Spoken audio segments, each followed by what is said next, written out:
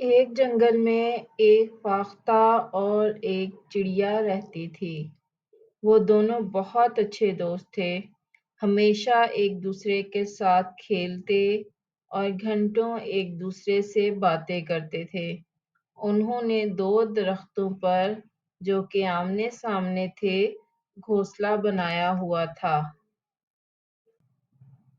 ایک دن وہ اپنے اپنے گھونسلے میں بیٹھ کر باتیں کر رہے تھے کہ اچانک وہاں ایک میمنہ آ گیا اور وہ خاموشی سے چڑیا کے درخت کے نیچے بیٹھ گیا۔ فاختہ اور چڑیا یہ سمجھے کہ وہ کوئی مسافر ہے جو تھوڑی دیر آرام کرنے کے بعد یہاں سے چلا جائے گا، مگر میمنہ وہیں بیٹھا ہوا آرام کرتا رہا اور اسے وہاں رہتے ہوئے 2 دن ہو گئے۔ چڑیا اور فاختہ اسے دیکھ کر حیران ہوئے کہ وہ کہیں جاتا نہیں ہے اور یہیں رہتا ہے اور نہ ہی کچھ کھا رہا ہے۔ فاختہ اور چڑیا نے اس سے بات کرنے کا فیصلہ کیا۔ فاختہ اس کے پاس جا کر بولی کہ آپ کوئی مسافر ہو؟ اور چڑیا کہنے لگی کہ آپ کھانا نہیں کھاتے، آپ کو کیا ہوا ہے؟ میمنہ کہنے لگا کہ وہ کوئی مسافر نہیں ہے، وہ پاس والے گاؤں سے آیا ہے۔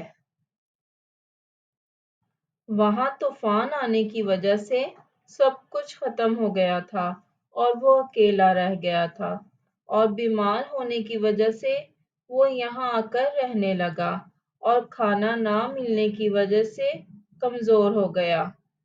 چڑیا یہ سن کر بہت رنجیدہ ہوئی اور اس نے میمنہ کی مدد کرنے کا فیصلہ کیا۔ وہ وہاں سے اڑ کر چلی گئی اور اپنی چونچ میں کچھ گھاس لینے کے لیے تاکہ وہ بکری کو کھانا کھلا سکے۔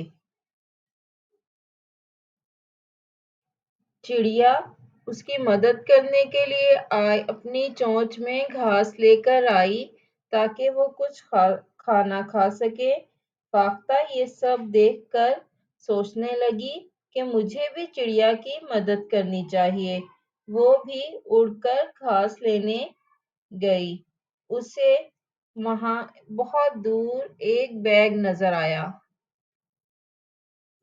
فاختہ نے کچھ دیر سوچنے کے بعد بیگ میں گھاس ڈالنی شروع کر دی اور پھر چڑیا کی مدد سے وہ بیگ میمنہ کے پاس لے گئی۔ میمنہ نے پیٹ بھر کر گھاس کھایا۔